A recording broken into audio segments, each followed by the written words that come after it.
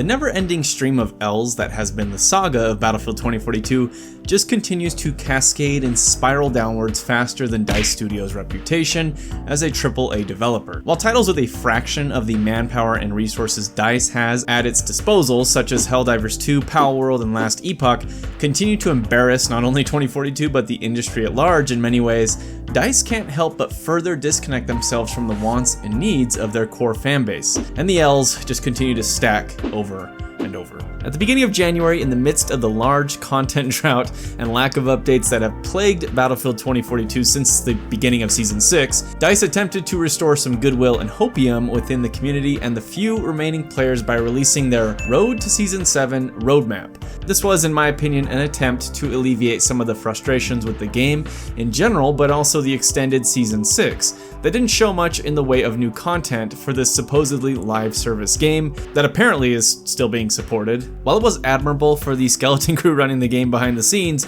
to try and be open and communicative with the fanbase, it has just resulted in more disappointment and another large L. The roadmap promised some new quality of life improvements that would be coming in Season 6, including things like Portal Squad spectator modifier improvements, something that I'm really sure is used all the time by the majority of players and isn't just another who cares feature enhancement. What they titled improved map rotations that, to my knowledge, never even arrived, and if it did was unnoticed by the community at large, a Lunar Year update with new cosmetics, which is just laughable at this point, and things like bringing back the Archangel Directive mini-event, once again just rehashing and recycling old content. There was, however, one item on the roadmap that sparked hope and joy among the players, something that has literally been requested since the beta of Battlefield 2042, persistent servers. If we can't have the apparent luxury or legacy feature of the server browser for all-out warfare at this point, maybe we could actually finally see persistent servers be implemented. For those not in the know, since the launch for 2042, if you wanted to play the primary game mode all-out warfare,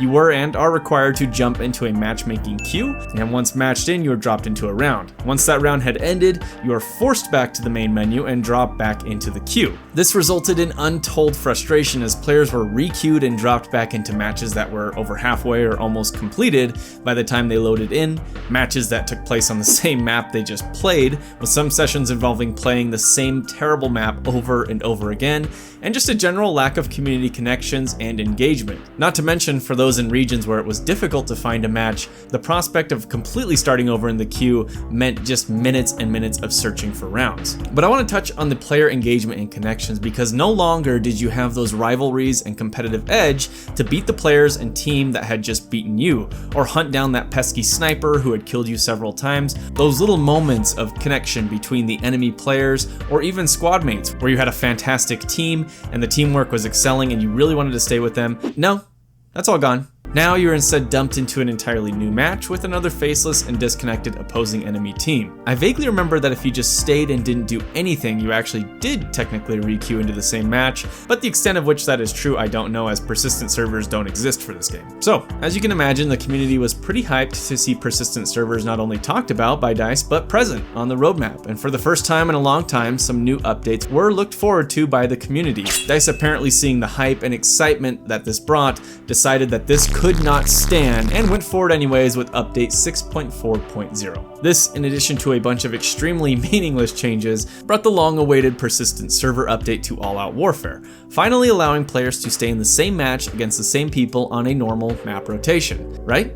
Right, DICE? Is that true? Nope. What the roadmap and DICE failed to mention was this update was indeed for persistent servers, but only for Portal, a game mode that is almost completely dead, only filled with one, for some reason, ongoing war sim server and a bunch of terrible XP farms and bot matches. DICE had once again played the community and seemingly enjoys and thrives in the discontent, as there were no other communications made that this would be for Portal only prior to the update.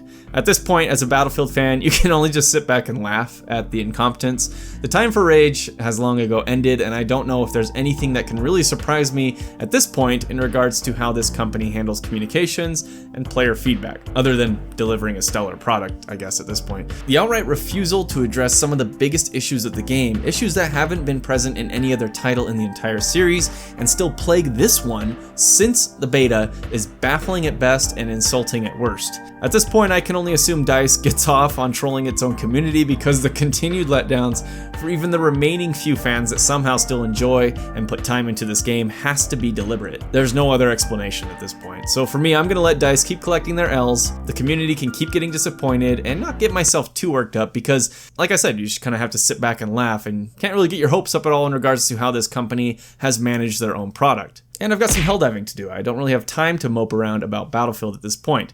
While I admit I'm surprised that a Season 7 is actually a real thing and coming, my expectations for how this content will be delivered and the quality of said content remains in the gutter. These Battlefield 2042 videos are so much fun to make, and I hope you enjoyed it. Let me know what games you're playing instead of this travesty, and it is entertaining in a way to watch this train wreck over and over again. I'll see you next time.